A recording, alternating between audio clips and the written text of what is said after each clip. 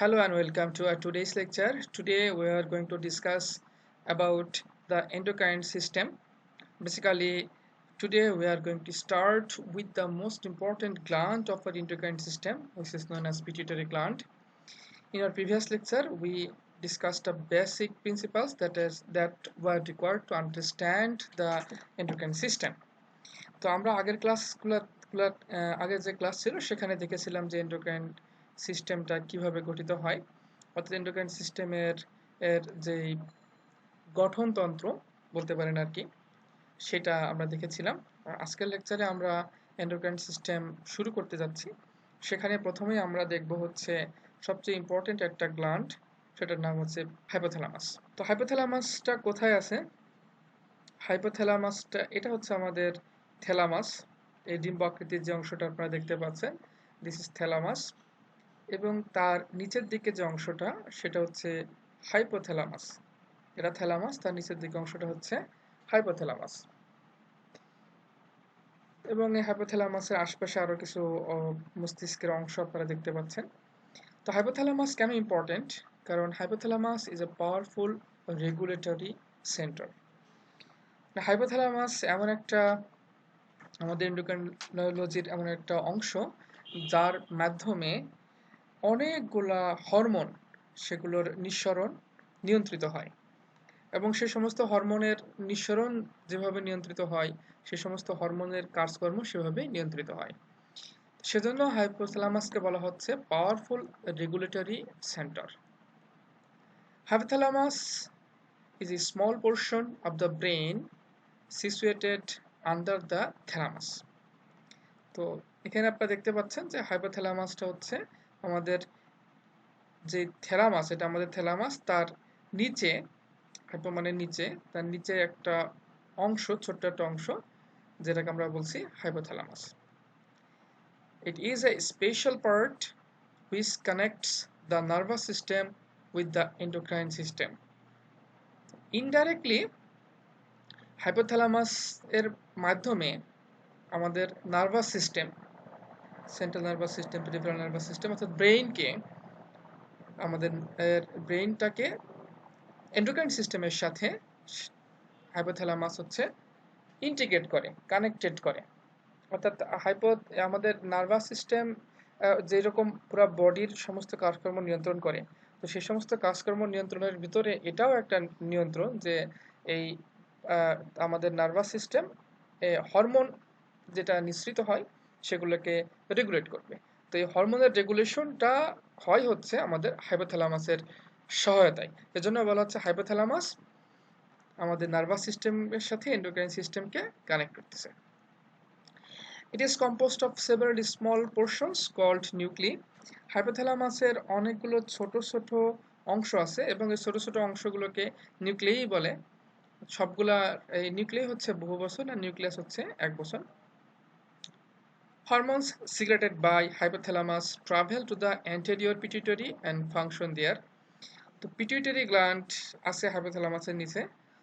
Hypothalamus থেকে নিঃসৃত যে সমস্ত হরমোন আছে সেগুলো অ্যান্টেরিয়র পিটুইটারিতে যায়। পিটুইটারি গ্ল্যান্ডের যে সম্মুখ অংশ সেটাকে বলা হয় হচ্ছে অ্যান্টেরিয়র পিটুইটারি, আর পিছনের যে অংশ তাকে বলা হয় পোস্টেরিয়র পিটুইটারি।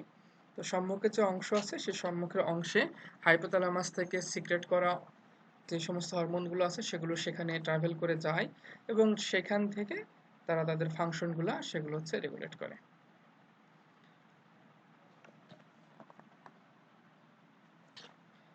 এখানে আপনারা দেখতে পাচ্ছেন যে বলেছি হাইপোথ্যালামাসের অনেকগুলো ছোট ছোট অংশ নিয়ে গঠিত, তার সেগুলোকে একত্রে বলা হয় নিউক্লিয়াই। এবং সেই নিউক্লিয়াগুলোর ভিতরে কি ধরনের নিউক্লিয়াস আছে দেখতে পাচ্ছেন, প্যারাভেন্ট্রিকুলার অ্যান্ড সুপ্রা অ্যাওপটিক নিউক্লিয়াই, সেটা এখানে আছে, এখানেও আছে। তারপরে আছে অ্যান্টেরিয়র নিউক্লিয়াস, এটা হচ্ছে অ্যান্টেরিয়র নিউক্লিয়াস, সম্মুখের অংশ নিউক্লিয়াস। তারপরে প্রি অপটিক এরিয়া আছে এটা। তারপর আছে ডরসোমেডিয়াল নিউক্লিয়াস, পোস্টেরিয়র নিউক্লিয়াস, পিছনের দিকে নিউক্লিয়াস বিদ্যমান। তো দেখেন অ্যান্টেরিয়র নিউক্লিয়াস কি করে, সে হচ্ছে থার্মাল রেগুলেশন করে, ডেসিপেশন অফ হিট অর্থাৎ শরীর থেকে তাপ বের করে দেওয়ার কাজটা সে করে থাকে, রেগুলেশনের এই পার্টটা সে করে। এবং সেই স্টিমুলেট প্যারাসিম্প্যাথেটিক নার্ভাস সিস্টেম, যেটা আমাদের নর্মাল অবস্থায় অটোনমিক নার্ভাস সিস্টেমের যে অংশটা কাজ করে সেটাকে প্যারাসিম্প্যাথেটিক নার্ভাস সিস্টেম বলে, সেই অংশটাকে সে স্টিমুলেট করে। পোস্টেরিয়র নিউক্লিয়াসটা কি করে? এটাও থার্মাল রেগুলেশন করে, কনজারভেশন অফ হিট, মানে যখন আমাদের শরীরের তাপমাত্রা বের হইতে না দিয়ে নিয়ন্ত্রণ করতে হয় তখন এটা করে। যেমন ধরেন শীতকালে আমাদের তাপটা আসলে শরীরের সাথে যাতে বের যদি না হয় সেদিকে চেষ্টা করে আর কি আমাদের বডি। আর গরমের সময় আমাদের বডি টেম্পারেচার যাতে ঠান্ডা থাকে, জন্য বডি উত্তপ্ত না হয় সেদিকে চেষ্টা করে হচ্ছে অ্যান্টেরিয়র নিউক্লিয়াস। কাজ করলেও শরীর উত্তপ্ত হয়, তো সেই সময় ঘামের মাধ্যমে শরীর থেকে হিটটা ডেসিপেট করে। আর পোস্টেরিয়রটা হচ্ছে কনজারভেশন করে। এখন আমরা দেখব কি ধরনের হরমোন হাইপোথ্যালামাস থেকে সিক্রেটেড হয়। Hormones secreted by hypothalamus. Hormones secreted by hypothalamus go to the anterior pituitary and exert their action.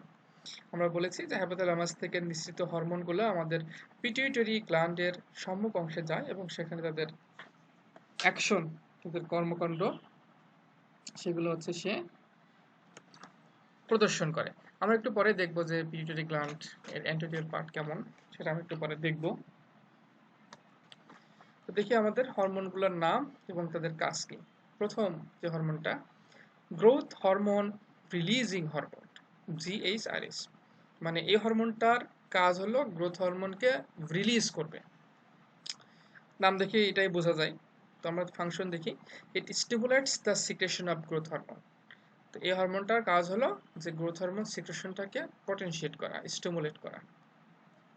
তারপরে আরেকটা hormone, growth hormone releasing polypeptide, stimulate growth hormone releasing hormone and growth hormone secretion. এর কাজ হলো growth hormone releasing hormone, এই যে এটাকে সে হচ্ছে উত্তেজিত করে, এবং এটা উত্তেজিত হলে কি হয়, তখন এই যে গ্রোথ হরমোন যেটা আছে সে রিলিজ হয়। সেজন্য বলতেছে যে এটা এর দুইটা কাজ, একটা কাজ হলো যে এই গ্রোথ হরমোন রিলিজিং হরমোন সেটাকে স্টিমুলেট করা, এবং একই সাথে এটা স্টিমুলেশনের সাথে সাথে গ্রোথ হরমোনটাকে সিক্রেশন করানো। তারপরের হরমোন কি, গ্রোথ হরমোন ইনহিবিটরি হরমোন, যাকে আমরা বলছি সোমাটোস্ট্যাটিন। তো এর কাজ কি, ইনহিবিটস গ্রোথ হরমোন সিক্রেশন। তো যখন গ্রোথ হরমোনের সিক্রেশন প্রয়োজন নাই, যেখানে প্রয়োজন নাই সেখানে এই সিক্রেশনটা ইনহিবিট করার কাজ করবে গ্রোথ হরমোন ইনহিবিটরি হরমোন। আর যখন গ্রোথ হরমোনের সিক্রেশন দরকার তখন গ্রোথ হরমোন রিলিজিং হরমোন কাজ করবে যাতে গ্রোথ হরমোনটা সিক্রেট হয়। তারপরে thyrotropin releasing hormone. Thyrotropin releasing হরমোনের কাজ হচ্ছে stimulation of the secretion of thyroid stimulating hormone and prolactin. Thyrotropin releasing হরমোনের কাজ হলো থাইরয়েড স্টিমুলেটিং হরমোন TSH, এইটাকে সিক্রেশনটাকে স্টিমুলেট করবে, এবং সাথে সাথে প্রোল্যাকটিন যে হরমোন সে হরমোনটাকেও যাতে সিক্রেট হয় সেজন্য সে কাজ করবে। তারপরে কর্টিকোট্রপিন রিলিজিং হরমোন CRH, এর কাজ হলো stimulates the secretion of adrenocorticotropic hormone ACTH। Adrenocorticotropin hormone, adrenocorticotropic hormone যেটা সেটাকে সিক্রেশনের জন্য স্টিমুলেট করে হচ্ছে কর্টিকোট্রপিন রিলিজিং হরমোন। এরপরে হচ্ছে gonadotropin releasing hormone. Gonadotropic releasing হরমোনের কাজ হলো stimulates the secretion of follicle stimulating hormone and luteinising hormone. Follicle stimulating এবং লুটিনাইজিং হরমোন কি কাজ করে, এই হরমোনগুলো কার কি কাজ, এই বিষয়ে আমরা প্রথম ক্লাসে অল্প অল্প করে একটু আইডিয়া দেওয়ার চেষ্টা করেছি। যদি প্রথম ক্লাস না করে থাকেন তাহলে প্রথম ক্লাসের ভিডিও থেকে এগুলার কাজ সম্পর্কে আইডিয়া নিন।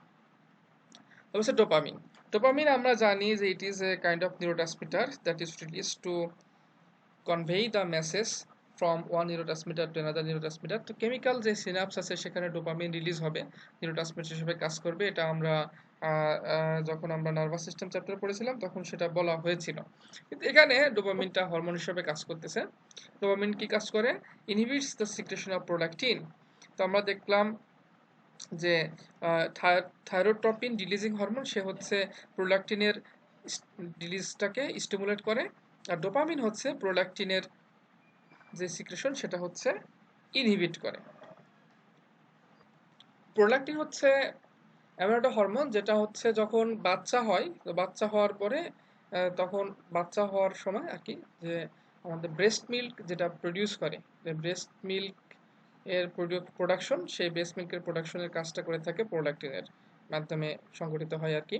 অর্থাৎ সন্তান জন্মগ্রহণ করার পরে যাতে সে খাবার গ্রহণ করতে পারে, সেই খাবার অর্থাৎ বুকের দুধ সেটা তৈরি করার জন্য প্রোলাক্টিন হরমোন কাজ করে থাকে। তো এখন আমরা দেখব পিটুইটারি গ্ল্যান্ড। তো পিটুইটারি গ্ল্যান্ড নিয়ে কিছু কথা হলো, অ্যান্টেরিয়র লোব, পোস্টেরিয়র লোব। তখন চলেন দেখি যে পিটুইটারি গ্ল্যান্ড কি জিনিস। তো আপনারা দেখেন মস্তিষ্কের যে অংশটা, এই যে ডিম্বাকৃতির অংশটা, এটা হচ্ছে থ্যালামাস। থ্যালামাসের নিচের এই অংশটা হচ্ছে হাইপোথ্যালামাস। হাইপোথ্যালামাসের নিচের অংশ হচ্ছে ইনফান্ডিবুলাম। তার নিচে দেখেন দুইটা অংশ, এই যে এই হালকা কলাপাতা রং যেটা, সেটা এটা, আর একটা রং দেখতে পাচ্ছেন সেটা হচ্ছে হালকা পার্পল কালার, এটা। এই দুইটা অংশ একত্রে, এই দুইটাকে বলা হচ্ছে পিটুইটারি গ্ল্যান্ড।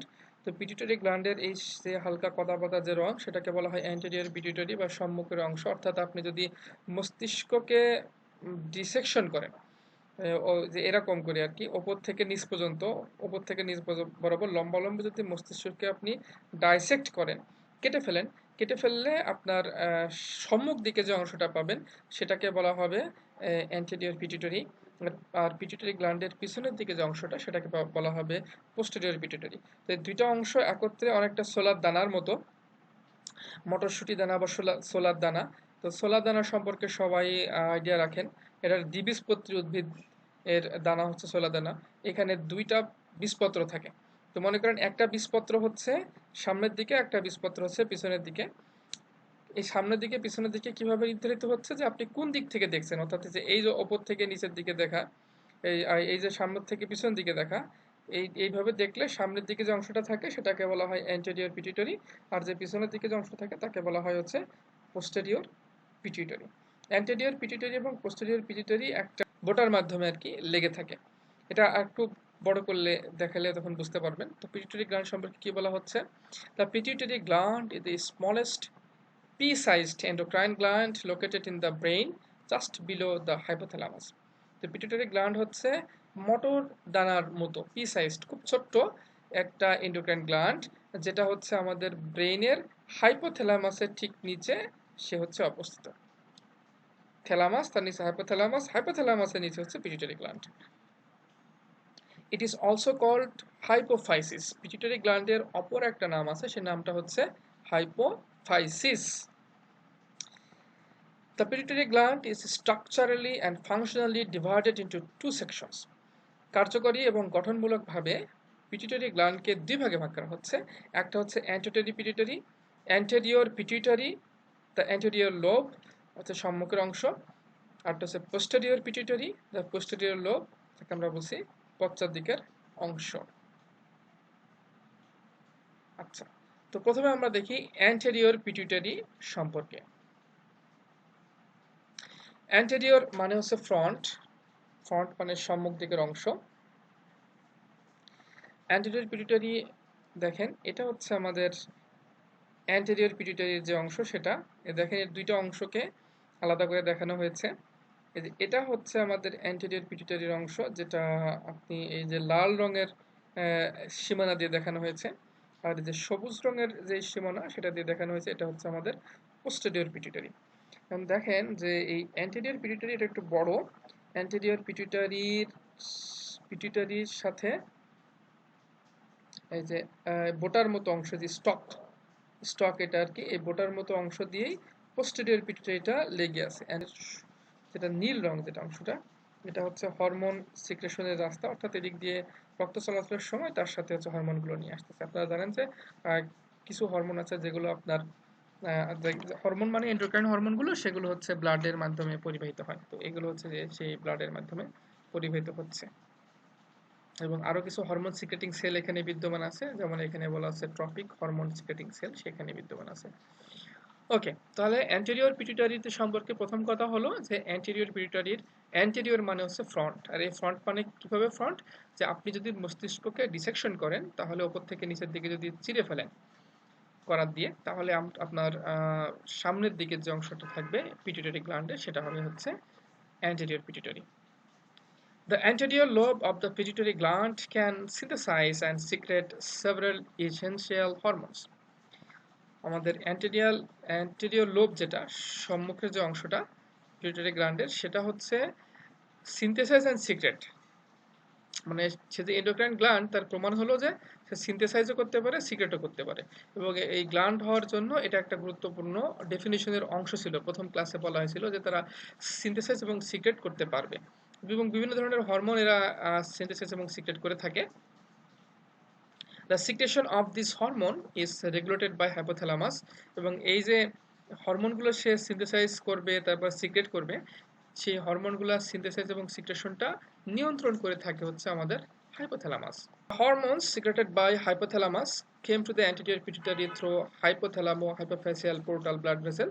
হাইপোথ্যালামাসে কিছু হরমোন সিক্রেট হয় সেটা হচ্ছে হাইপোথ্যালামো হাইপোফাইসিয়াল পোর্টাল ব্লাড ভেসেলের ভিতর দিয়ে অ্যান্টেরিয়র পিটুইটারি গ্ল্যান্ডে আসে এবং সেই সমস্ত হরমোনের প্রভাবে অ্যান্টেরিয়র পিটুইটারি থেকে আবার বিভিন্ন ধরনের হরমোন রিলিজ হয় যেমন এর আগে আপনারা দেখছিলেন যে গ্রোথ হরমোন রিলিজিং হরমোন ধরে নেন যে গ্রোথ হরমোন রিলিজিং হরমোন এখান থেকে রিলিজ হলো তার প্রভাবে ধরেন গ্রোথ হরমোন রিলিজিং হরমোনটা এখানে আসলো এবং তার প্রভাবে যেখান থেকে গ্রোথ হরমোন রিলিজ হয় সেখানে গিয়ে গ্রোথ হরমোনটাকে সে রিলিজ করবে তো এই জন্য বলা হচ্ছে যে হাইপোথ্যালামাস থেকে হরমোন সিক্রেট হয় সেই হরমোনটা আমাদের অ্যান্টেরিয়র পিটুইটারিতে হাইপোথ্যালামো হাইপোফাইসিয়াল পোর্টাল সিস্টেমের ভিতর দিয়ে আসার পরে তারপরে এখান থেকে বিভিন্ন হরমোনের সিক্রেশনটা নিয়ন্ত্রণ করে দেন দে কজ স্টিমুলেশন আর inhibition of pituitary hormone secretion এবং সেই যে হরমোন যেটা হাইপোথ্যালামাস থেকে অ্যান্টেরিয়র পিটুইটারিতে আসলো সে এসে কোনো হরমোনকে সিক্রেট করার জন্য স্টিমুলেট করে কোনো হরমোনকে সিক্রেশন বন্ধ করার জন্য ইনহিবিট করে যেমন গ্রোথ হরমোনের কথাই বলা যায় যে গ্রোথ হরমোন রিলিজিং হরমোনও আছে আবার গ্রোথ হরমোন ইনহিবিটরি হরমোনও আছে তো কখন কোনটা লাগবে সেটা সেই অনুযায়ী হচ্ছে হয় স্টিমুলেট করে অথবা ইনহিবিট করে 6 hormones are secreted by anterior pituitary থেকে 6টা হরমোন নিঃসৃত হয় আপনারা এখানে দেখতে পাচ্ছেন অ্যাডিনোকর্টিকোট্রপিক হরমোন গিয়ে অ্যাড্রিনাল কর্টেক্সে কাজ করতেছে গ্রোথ হরমোন সেটা গিয়ে আমাদের মাসল এবং বোনের গ্রোথের কাজ করতেছে তারপরে মেলানোসাইট স্টিমুলেটিং হরমোন সেটা আমাদের স্কিনে গিয়ে কাজ করতেছে থাইরয়েড স্টিমুলেটিং হরমোন সেটা আমাদের থাইরয়েড গ্ল্যান্ডে এসে কাজ করতেছে তারপর আছে গোনাডোট্রপিন অর্থাৎ ফলিকুল স্টিমুলেটিং হরমোন এবং লুটিনাইজিং হরমোন সেগুলো হচ্ছে টেস্টিস এবং ওভারিতে এসে কাজ করতেছে এবং হচ্ছে প্রোল্যাকটিন যেটা হচ্ছে আমাদের ম্যামারি গ্ল্যান্ডে এসে কাজ করতেছে তো এই হচ্ছে আমাদের 6 ধরনের হরমোন সেগুলো হচ্ছে আমাদের অ্যান্টেরিয়র পিটুইটারি থেকে সিক্রেট হয় তো আমাদের হরমোনের নাম এবং সংক্ষেপে তাদের কাজগুলো একটু আলোচনা করি name of the hormone and their functions. Number 1, thyroid stimulating hormone যাকে আমরা বলছি থাইরোটপিন TSH এর কিছু কাজ আছে সেগুলো হচ্ছে ইমিডিয়েট আর কিছু কাজ আছে লং টার্মের তো এর ইমিডিয়েট কাজ হচ্ছে stimulate the synthesis and secretion of T3 and T4 এটা হচ্ছে ইমিডিয়েট কাজ short term function T3 and T4 try iodothyronine এবং থাইরক্সিন সেগুলোকে সে এই যে থাইরয়েড গ্ল্যান্ডের উপরে আসে থাইরয়েড স্টিমুলেটিং হরমোন থাইরয়েড গ্ল্যান্ডে এসে সেখান থেকে আপনার T3 এবং T4 কে সিনথেসিস এবং সিক্রেশন এইটা করার জন্য থাইরয়েড গ্ল্যান্ডকে স্টিমুলেট করে আর লং টার্ম কাজটা কি মেইনটেইনস দ্য থাইরয়েড গ্ল্যান্ড এই থাইরয়েড গ্ল্যান্ডটা যাতে ভালো থাকে অনেক দিন ধরে ভালো থাকে এবং অনেক দিন ধরে সে এই T3 T4 সিনথেসিস করতে পারে সেজন্য এইটাকে ভালো রাখার জন্য মেইনটেনেন্সের দায়িত্ব পালন করে থাকে TSH আচ্ছা এর পরের হরমোন অ্যাড্রিনোকর্টিকোট্রপিক হরমোন ACTH এর কি কাজ অ্যাড্রিনাল কর্টেক্সে গিয়ে কাজ করবে তো এর হচ্ছে ইমিডিয়েট কাজ হচ্ছে stimulate the synthesis and secretion of corticosteroids corticosteroids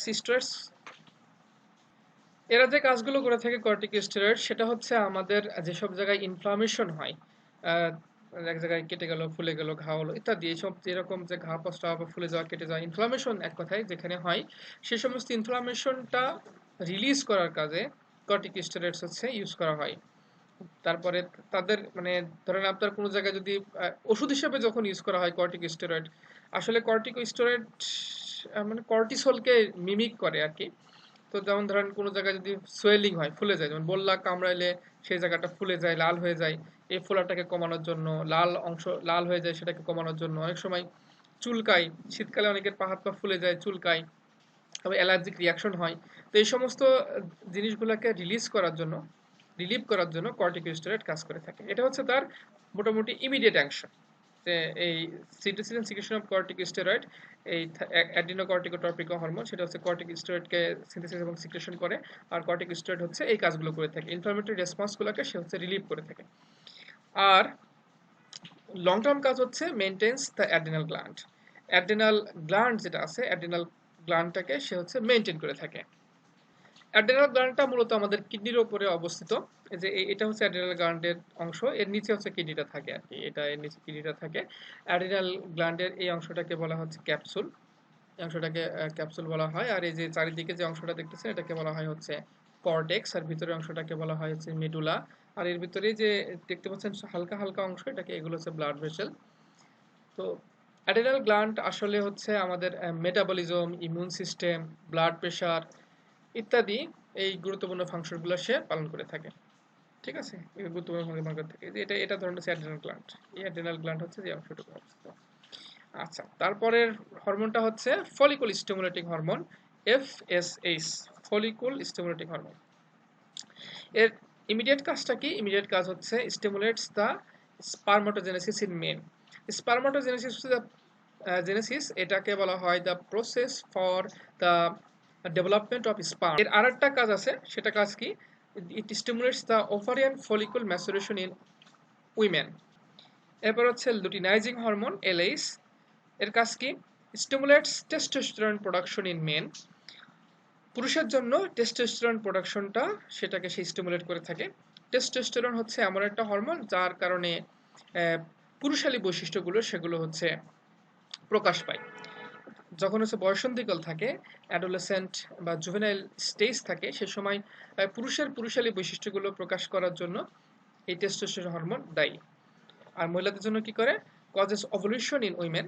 তো যখন অ্যাডোলেসেন্ট বয়সে থাকে একটা মেয়ে, তো তার হচ্ছে ফিমেল যেই ক্যারেক্টারিস্টিক্স তার ভিতরে একটা হচ্ছে মেনস্ট্রুয়েশন সাইকেল। তো মেনস্ট্রুয়েশন সাইকেলের লক্ষণ হচ্ছে ওভুলেশন। সেই ওভুলেশনের কাজটা করে থাকে হচ্ছে আমাদের লুটিনার্জিক হরমোন। তারপর হচ্ছে prolactin hormone. Already prolactin hormone সম্পর্কে আমি হালকা আইডিয়া দিয়েছি, যে যখন এট এ টাইম অফ বার্থ, যখন দুনিয়াতে বাচ্চাটা আসলো, সে তো তখন শক্ত খাবার খেতে পারবে না, তো তার এই খাবারের ব্যবস্থা হচ্ছে মায়ের বুকের দুধ। তো মায়ের বুকের দুধ তৈরি করা, মেনটেন করা, সেগুলো হচ্ছে প্রোল্যাক্টিনের কাজ। তো এর কাজ কি? Stimulates memory gland development. তো যাতে বুকের দুধ তৈরি হয় সেজন্য হচ্ছে মেমোরি গ্ল্যান্ড, যেটা যে গ্রন্থি থেকে এই মিল্ক প্রডিউস হবে, সেটাকে হচ্ছে এই গ্ল্যান্ডের ডেভেলপমেন্টটাকে হচ্ছে সে স্টিমুলেট করে, মানে ত্বরান্বিত করে। আরেকটা কাজ হলো হেল্পস ইন মিল্ক প্রোডাকশন, এবং হচ্ছে সে বুকের দুধ তৈরিতে হেল্প করে থাকে। তো আমাদের লাইফ লাইন হচ্ছে এই প্রোল্যাক্টিন। তারপর গ্রোথ হরমোন, যাকে আমরা বলছি সোমাটোট্রপিন। গ্রোথ হরমোন সে রিলিজ করে থাকে। গ্রোথ হরমোনের কাজ হলো গ্রোথ ঘটানো, হাড়ের গ্রোথ, মাসলের গ্রোথ, এগুলো ঘটানো। আমরা যে ছোট থেকে বড় হই, এটা গ্রোথ হরমোনের প্রভাবে হয়। তো এর কাজ হলো কি? Stimulates growth through out the body in childhood. যখন ছোট থাকে তখন পুরো শরীরের গ্রোথটা সেটাকে স্টিমুলেট করে হচ্ছে গ্রোথ হরমোন। আর মেনটেন্স গ্রোথ ইন অ্যাডাল্টহুড, এবং বড় হয়ে গেলে গ্রোথটাকে মেনটেন করে। এখন বড় হয়ে গেলে তো আর মানুষ বড় একটা সার্টেন লেভেলের পরে তো তার হাইট বাড়ে না, বোনের হাইট বাড়া বন্ধ হয়ে যায়। তখন যেটা হয়, বোনের থিকনেস বাড়ে, মাসলগুলা হচ্ছে ম্যাচিউর হয়। আপনারা তো দেখেন এগুলো আর কি, যে ছোটবেলার একটা মানুষ, মানে অল্প বয়সী মানুষ অনেক সময় লম্বা হয়ে যায়, কিন্তু এই লম্বা হয়ে গেলেও এর হাড় মজবুত ওইরকম মজবুত হয় না, যেটা হচ্ছে একজন প্রাপ্তবয়স্ক পূর্ণবয়স্ক মানুষের হাড় মজবুত হয়। তারপর মাসলেরও থিকনেস ইত্যাদি, সেগুলো হচ্ছে একটা সার্টেন এজের পরে সেগুলো হচ্ছে আরো ম্যাচিউর হয়। তো ছোটবেলায় ছোট থেকে বড় হওয়ার যে ঘটনাটা, সেটা হচ্ছে গ্রোথ হরমোনটা করে থাকে। আর বড় হয়ে গেলে সেই হাড়ের মজবুতি, মাসলের স্টেবিলিটি, এগুলো হচ্ছে গ্রোথ হরমোনের কাজ করে থাকে। এতক্ষণ যেটা বললাম সেগুলো হচ্ছে এই, যে হচ্ছে এটা আমাদের অ্যান্টেরিয়র পিটুইটারির অংশ, সেখান থেকে আমাদের গ্রোথ হরমোন রিলিজ হয়, সেটা বোন এবং সফট টিস্যু সেগুলোর গ্রোথের জন্য কাজ করে থাকে। তারপর সেখানে অ্যাডিনোকর্টিকোট্রপিন হরমোন, ট্রপিকো হরমোন, সেটা রিলিজ হয়ে অ্যাড্রিনাল কর্টেক্সে কাজ করে, অ্যাড্রিনাল গ্ল্যান্ডের উপর কাজ করে। সেখান থেকে কর্টিকোস্টেরয়েড সেগুলো হচ্ছে রিলিজ করে থাকে, যেটা আমাদের ইনফ্লামেটরি রেসপন্সে কাজ করে থাকে। থাইরয়েড স্টিমুলেটিং হরমোন, সেটা আমাদের থাইরয়েড গ্ল্যান্ডের উপর কাজ করে, T3 T4 সেগুলো হচ্ছে থাইরয়েড হরমোন, সেগুলো প্রডিউস করে থাকে। তারপর হচ্ছে follicle stimulating hormone, luteinising hormone, সেই উভয় হরমোন তারা হচ্ছে ওভারি এবং হচ্ছে টেস্টিসে কাজ করে থাকে। একটা হচ্ছে আপনার কাজ করে হচ্ছে ফলিকুলকে ম্যাচিউর করার জন্য, যাকে আমরা পুরো প্রচেষ্টাকে বলি হচ্ছে ওজেনেসিস, এবং আরেকটা কাজ করে থাকে হচ্ছে স্পার্মকে ম্যাচিউর করার জন্য, যাকে আমরা বলি হচ্ছে স্পার্মাটোজেনেসিস। আর প্রোডাক্টিভ হরমোন হচ্ছে সেটা হচ্ছে আপনার during the birth and rearing of child it produces the breast milk, and before that it develops the gland of for breast milk. তো এ হচ্ছে ওভারঅল হচ্ছে আমাদের অ্যান্টেরিয়র পিটুইটারি গ্ল্যান্ড থেকে নিঃসৃত হরমোন এবং তাদের কাজ। Now, let's talk about posterior pituitary. এখন আমরা posterior pituitary সম্পর্কে একটু জানি। So you can see that this is the posterior part of the pituitary. Already I have discussed this in the previous slide. So what does it mean by posterior? Posterior means back. পিছন দিকে যে অংশটা আমাদের dissection করার পরে, আমাদের ডিসেকশনের পরে আমাদের মস্তিষ্কের posterior গ্ল্যান্ডের যে অংশটা হচ্ছে পিছন দিকে পড়বে, সেটা হচ্ছে আমাদের posterior pituitary. The posterior lobe of the pituitary gland forms the posterior pituitary. The posterior pituitary gland can not synthesize any hormones, but it does secrete two important hormones. তো posterior pituitary কে আসলে আমাদের endocrine gland বলার যে বৈশিষ্ট্য, সে বৈশিষ্ট্য সে ধারণ করে না, কারণ সে সিনথেসাইজ করতে পারে না, কিন্তু সে সিক্রেট করতে পারে। সে হরমোন সিনথেসাইজ না করতে পারলেও দুটি ইম্পর্টেন্ট হরমোন সিক্রেট করে থাকে। These two hormones are actually synthesized by the hypothalamus. হাইপোথ্যালামাসে মূলত এটা হচ্ছে হাইপোথ্যালামাসের অংশ, সেখানে মূলত হচ্ছে হরমোন দুটা সিনথেসাইজ হয় and then transported to posterior pituitary by nerve fiber. তারপরে হাইপোথ্যালামাস থেকে নার্ভ ফাইবারের সাহায্যে সেটা হচ্ছে আমাদের posterior pituitary গ্ল্যান্ডে আসে।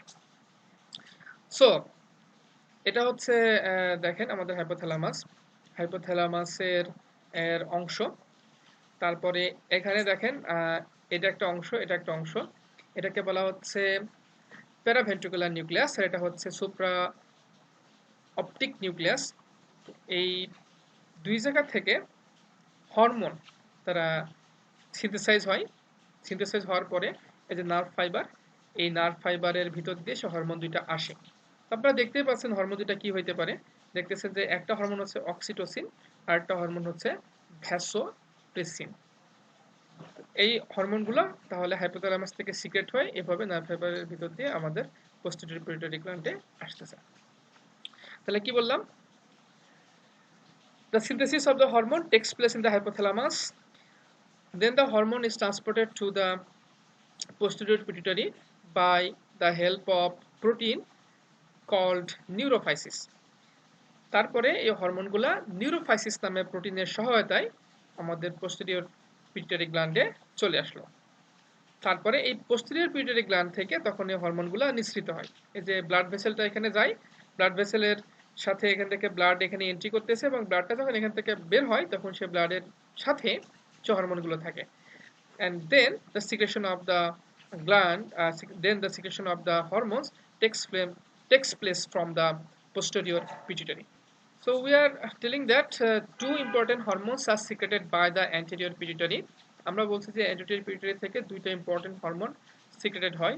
By this time you have known the name of these two hormones. Already আপনারা এই হরমোন দুটোর নাম শুনেছেন, একটা হচ্ছে অক্সিটোসিন আর একটা হচ্ছে আমাদের antidiuretic hormone. So name of the hormone and the function of this hormone. Number 1, oxytocin. Abbreviated form হচ্ছে OXT, ইউজ না করাই ভালো abbreviated form। এর কাজ কি? Oxytocin hormone stimulates the ejection of milk from the mammary gland. যে হচ্ছে mammary gland আছে যেখান থেকে মিল্ক প্রডিউস হচ্ছে, সেখান থেকে মিল্ককে ইজেক্ট করা, মিল্কটাকে সেখান থেকে বের করার কাজটা পটেনসিয়েশন করে, স্টিমুলেট করে হচ্ছে অক্সিটোসিন। তারপর আর কি কাজ করে? It causes the uterine contractions. Female uterus যেটা আছে সেটা হচ্ছে নর্মালি কন্ট্রাকশন এবং রিল্যাক্সেশনের ভিতর দিয়ে যায়। তো এই যে নর্মাল যে ফিজিওলজিক্যাল প্রসেস, এই প্রসেসের ভিতর দিয়ে এটা যেরকম কন্ট্রাকশন রিল্যাক্সেশনে যায়, তো সেই কন্ট্রাকশনটাকে সেটাকে নিয়ন্ত্রণ করে থাকে হচ্ছে অক্সিটোসিন হরমোন। তারপরে it helps to transport sperm into fallopian tube in non-pregnant women. তো আপনারা জানেন যখন এই যে ফার্টিলাইজেশন হয়, ফার্টিলাইজেশনের ঘটনাটা ঘটানোর জন্য অবশ্যই ওভামের কাছে স্পার্মকে পৌঁছাতে হবে। স্পার্মটাকে খুব দ্রুত এই ওভামের কাছে পৌঁছানো দরকার। তো এই পৌঁছানোর জন্য হেল্প করে থাকে হচ্ছে oxytocin hormone. So it helps in parturition in pregnant women. Non pregnant উইমেনের যে ফার্টিলাইজেশন প্রক্রিয়া সেখানে সে হেল্প করে থাকে। আর প্রেগনেন্ট উইমেনে যখন চাইল্ড বার্থ হয়, যখন শিশু ভূমিষ্ঠ হয়, দুনিয়াতে আসে, এই ভূমিষ্ঠ হওয়ার প্রক্রিয়াতে অক্সিটোসিন হরমোন কাজ করে থাকে। লেবার পেনে অক্সিটোসিন হরমোনের অনেক গুরুত্বপূর্ণ ভূমিকা আছে। তারপরে আরেকটা হরমোনের নাম হচ্ছে antidiuretic hormone, also known as vasopressin. Antidiuretic মানে হচ্ছে ডায়ুরেসিসের উল্টা। ডায়ুরেসিস মানে হচ্ছে প্রস্রাব বের হওয়া, অ্যান্টিডাইউরেটিক মানে প্রস্রাব বেরোতে দিবে না আর কি। যেটা করে থাকে যে ওয়াটার যেটা আমাদের কিডনিতে পাস করে, সেই ওয়াটারটার রিঅ্যাবজর্পশন রেটটা বাড়ায় দেয়। এবং এই ওয়াটারের রিঅ্যাবজর্পশন রেট বাড়িয়ে দিলে ওয়াটার রিটেনশনটা বেশি হয়। মানে কিডনি দিয়ে যে পরিমাণ ব্লাড যাচ্ছে পাস হওয়ার জন্য, পরিচিত হওয়ার জন্য, সেখান থেকে প্রচুর পরিমাণে ওয়াটার রিঅ্যাবজর্পশনটা বাড়িয়ে দেয়। ফলে ওয়াটার রিটেনশন বেশি হয়। ওয়াটার রিটেনশন বেশি যদি হয় তাহলে প্রস্রাবের পরিমাণ কমে যায়। এই কারণে ইলিউনের ভলিউমটা সেটা হচ্ছে কমে যায়। তো এই জন্য নাম হচ্ছে অ্যান্টিডাইউরেটিক হরমোন। ভ্যাসোপ্রেসিন কেন? কারণ হচ্ছে ব্লাড ভেসেল বা ভ্যাসোকনস্ট্রিকশন করে তাই। এর কাজ কি? It regulates in regular amount, it retains water in kidney. যদি অ্যান্টিডাইউরেটিক হরমোনের পরিমাণটা হচ্ছে নর্মাল রেঞ্জের ভিতর থাকে তাহলে কিডনিতে ওয়াটার রিটেনশনের কাজ করে থাকে, যেটা বললাম। এটা শুধুমাত্র ওয়াটারটাকে রিটেনশন করে, কোনো সোডিয়ামকে রিটেনশন করে না। তার মানে যে ইউরিনটা প্রডিউস হচ্ছে সেই ইউরিনের ভিতরে প্রচুর পরিমাণে আয়নের কনসেন্ট্রেশনটা বেশি থাকবে। In large amount it causes vasoconstriction. এবং যদি ভ্যাসোপ্রেসিনের অর্থাৎ এই যে অ্যান্টিডাইউরেটিক হরমোনের কনসেন্ট্রেশন বেড়ে যায় তাহলে ভ্যাসোকনস্ট্রিকশন বা ব্লাড ভেসেলটাকে সে কনস্ট্রিক্ট করে থাকে। Both oxytocin and antidiuretic hormone are nonapeptide. তার মানে অক্সিটোসিন এবং অ্যান্টিডাইউরেটিক হরমোন তারা হচ্ছে 9টা অ্যামাইনো অ্যাসিডের পেপটাইড দিয়ে গঠিত। Okay, now let's talk about some abnormalities related to the pituitary gland. Pituitary gland থেকে নিঃসৃত হরমোনের পরিমাণ কম বেশি হইলে বিভিন্ন ধরনের অ্যাবনর্মালিটি দেখা দেয়। তো চলেন আমরা সেই ধরনের কিছু অ্যাবনর্মালিটি নিয়ে কথা বলি। প্রথমে হচ্ছে hyper secretion of growth hormone. আপনারা জানেন যে চাইল্ডহুডে গ্রোথ হরমোন মানুষকে বড় করে, তাহলে যদি আপনার অ্যাডাল্টহুডে গ্রোথ হরমোন নিঃসৃত হয় সেটা হচ্ছে হাড়কে মজবুত করে। কিন্তু যদি নর্মালিটি হয় তখনও কিন্তু গ্রোথ হরমোন অ্যাডাল্ট অবস্থায় এসে আরও বড় করার কাজ করে ফেলে। তো যেটা আমরা বলছি, ডিউরিং অ্যাডাল্টহুডে যদি hyper secretion of growth hormone হয় তাহলে হতে পারে হচ্ছে অ্যাক্রোমেগালি। অ্যাক্রোমেগালি কি? ছবি দেখেন যে ইনি একজন মহিলা, এই মহিলা অ্যাক্রোমেগালি হওয়ার পরে তার অবস্থা সেরকম, তাকে আর চেনা যাচ্ছে না। আর এনাকে হয়তো আপনারা অনেকে চেনেন। তারও মুখের গঠন অন্যরকম, নর্মাল মানুষের মতো না। এরা সবাই হচ্ছে অ্যাক্রোমেগালির পেশেন্ট। তো অ্যাক্রোমেগালি হলে কি হয়? The bones of the body are enlarged, thickened and broadened. হাড় মোটা সোটা হয়ে প্রশস্ত হয়ে যায়, বড় হয়। Giving a giant stature. তখন তাকে দেখতে অনেকটা জায়ান্ট মনে হয়, মানে দৈত্যাকার মনে হয়, সেটাকে বলা হচ্ছে জায়ান্ট স্ট্যাচার, মূর্তির মতো আর কি। আচ্ছা, আর যদি চাইল্ডহুডে হচ্ছে হাইপার সিক্রেশন হয় তাহলে কি হবে? জাইগান্টিজম। কারণ ছোটবেলায় গ্রোথ হরমোনের কাজ ছিল আপনাকে বড় করা। তো যেই সময় বড় হওয়ার জন্য যতটুকু গ্রোথ হরমোনের দরকার ছিল তখন গ্রোথ হরমোনের পরিমাণ তার থেকে অনেক বেশি হয়ে গেছে। তার মানে আপনি যতটুকু বড় হওয়ার কথা, এই অতিরিক্ত গ্রোথ হরমোনের প্রভাবে আপনি আরো বেশি বড় হবেন। দেখা যাবে আপনার হাইট হয়ে গেছে 7 foot 8 foot. Huge body with height of 7 to 8 feet. তো 7-8 ফুট লম্বা হয়ে যাবেন আপনি। তো এটা হচ্ছে জাইগান্টিজম। আমাদের বাংলাদেশেও একটা একজন ছিলেন, মারা গেছেন, তিনি অনেক লম্বা ছিলেন। তো তার এই হাইপার সিক্রেশন অফ গ্রোথ হরমোনের কারণেই তার জাইগান্টিজম এই ইয়েটা দেখা দিয়েছিল। তো যারা এরকম লম্বা হয় তাদের অনেক ধরনের অসুবিধা দেখা দেয়, তারা সোজা হয়ে একটা সময় পরে সোজা হয়ে দাঁড়াইতে পারে না, হেল্প নিয়ে দাঁড়াইতে হয়। আর গ্রোথ হরমোনের অ্যাবনর্মাল সিক্রেশনের জন্য এটা শুধুমাত্র লম্বাই করে না, আর অনেক কিছু সমস্যার সৃষ্টি করে থাকে। এবার hypo secretion of growth hormone, growth hormone কমে গেছে। তো যদি চাইল্ডহুডে আপনার হাইপোসিক্রেশন অফ গ্রোথ হরমোন হয় তাহলে যেটা হবে ডরফিজম। অ্যাডাল্টহুডে, চাইল্ডহুডে যদি হাইপার সিক্রেশন হয়, আপনি যেমন দানব আকৃতির হয়ে যাবেন, বড় হয়ে যাবেন, বা ছোট বয়সে যখন আপনার বাড়ার সময়, বাড়ন্ত বয়স, সেই সময় যদি উপযুক্ত পরিমাণে গ্রোথ হরমোন সিক্রেশন না হয় তাহলে আপনি হয়ে যাবেন বামন আকৃতির। বামন আকৃতির হয়ে যাওয়া মানে কি, stunt growth in children resulting in smaller body size. Height হচ্ছে 3 থেকে 4 ফিট, অর্থাৎ 4 ফিটের নিচে বডি গ্রোথ হয় আর কি, এটাকে তখন বলা হয় ডরফিজম। আর যদি অ্যাডাল্ট অবস্থায় গ্রোথ হরমোনের ডেফিসিয়েন্সি দেখা যায় তাহলে কি হবে, সেটা হবে হচ্ছে অ্যাক্রোমিক্রিয়া। অ্যাক্রোমিক্রিয়ায় যেটা হয় যে atrophy of the extremities of the adult body due to the deficiency of growth hormone. যে গ্রোথ হরমোনের অভাবে বডির, অ্যাডাল্ট বডির অনেক এক্সট্রিমিটিস দেখা দেয়। যেরকম তার হাতের গ্রোথ হওয়ার কথা সেরকম গ্রোথ হবে না, মাসল থাকবে না হাতে আর কি, হাড় সর্বস্ব বডি হবে আর কি। এটা হচ্ছে অ্যাক্রোমিক্রিয়া। আচ্ছা, এখন পিটুইটারি গ্ল্যান্ডের আরো একটা পার্ট আছে, সেটা হচ্ছে পোস্টেরিয়র পিটুইটারি। পোস্টেরিয়র পিটুইটারির একটা হরমোন হচ্ছে অ্যান্টিডায়ারেটিক হরমোন। অ্যান্টিডায়ারেটিক হরমোনের সিক্রেশন যদি অ্যাবনর্মাল হয় তাহলে কি ধরনের অবস্থা হয় সেটা আমরা দেখি। প্রথম হচ্ছে hyper secretion of antidiuretic hormone. Antidiuretic hormone যদি অত্যন্ত বেশি পরিমাণে সিক্রেট হয় তাহলে কি হবে, syndrome of inappropriate hyper secretion of antidiuretic hormone, যাকে আমরা বলি SIADH। তো অ্যান্টিডায়ারেটিক হরমোনের হাইপার সিক্রেশন হইলে যেই কন্ডিশন হয় তাকে বলা হয় SIADH। এর মধ্যে এটার কারণ কি, it occurs due to the excessive secretion of antidiuretic hormone. And এটা কি করে, antidiuretic hormone retains water but not sodium, so hyponatremia and plasma hypotonicity occurs। যে SIDH এ যে আপনার বডির মধ্যে প্রচুর পরিমাণে আপনার হচ্ছে পানি রিটেনশন করে কিন্তু সোডিয়াম রিটেনশন করে না। তো সোডিয়াম যদি ব্লাডে কমে যায় সেটাকে বলা হয় হাইপোনাট্রিমিয়া।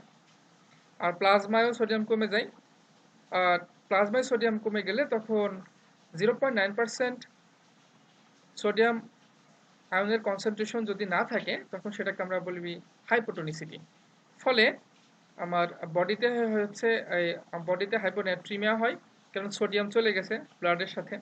আর প্লাজমাতে হাইপোটোনিসিটি হয়েছে কারণ প্লাজমায় সোডিয়ামের কনসেন্ট্রেশন কমে গেছে। তো দেখেন বডির অবস্থা কি, যে প্রচুর পরিমাণে পানি রিটেনশন হয়েছে, সোকড ইনসাইড। আর ড্রাই, সোকড ইনসাইড। এটা হচ্ছে ড্রাই ইনসাইড হলে যা হয়, তো সোকড ইনসাইড হলে এই অবস্থা হয় আর কি। আচ্ছা, আর হাইপোসিক্রেশন অফ অ্যান্টিডায়ারেটিক হরমোন হলে কি হয়, ডায়াবেটিস ইনসিপিটাস। তো ডায়াবেটিস সম্পর্কে আপনারা জানেন, যাকে আমরা বলি বহুমূত্র আর কি।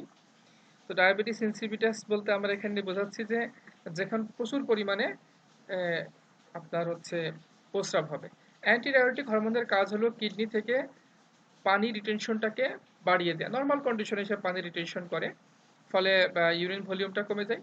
কিন্তু যদি এর কন্ডিশন মানে এর সিক্রেশনটা আরো কম হয় তাহলে সে তো ঠিকমতো পানি রিটেনশন করতে পারবে না কিডনি থেকে, ফলে পানির পরিমাণ বেড়ে যাবে প্রস্রাবে। প্রস্রাবে যদি পানির পরিমাণ বেড়ে যায় তাহলে সে প্রস্রাবে পানির পরিমাণ বেড়ে যাওয়া মানে কি, যে বেশি বেশি প্রস্রাব হওয়া, অর্থাৎ প্রস্রাবের থলিটা পূর্ণ হয়ে যাবে।